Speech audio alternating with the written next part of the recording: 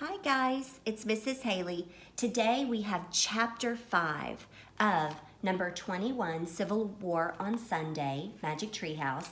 And chapter 5 is called Angel of the Battlefield. And remember that nickname, I guess, is a reference for Clara Barton, who was one of the nurses during the Civil War. Jack still couldn't remember who Clara Barton was. He pulled out the Civil War book and read. Clara Barton was a famous Civil War nurse. When she began nursing, she used her own money for her supplies.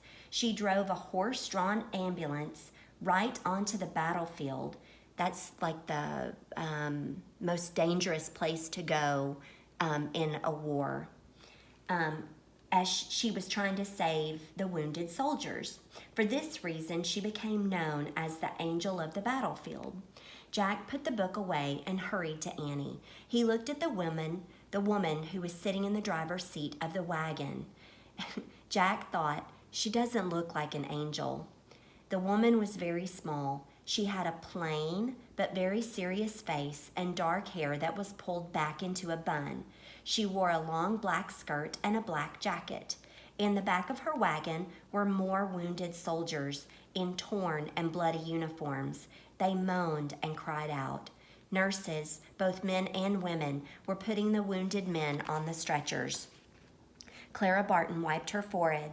She looked hot and tired. "Can we help, Miss Barton?" Annie asked.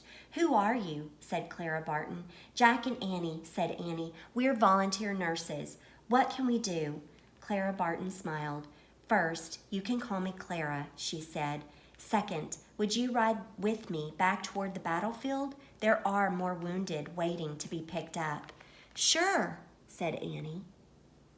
That's a picture of her.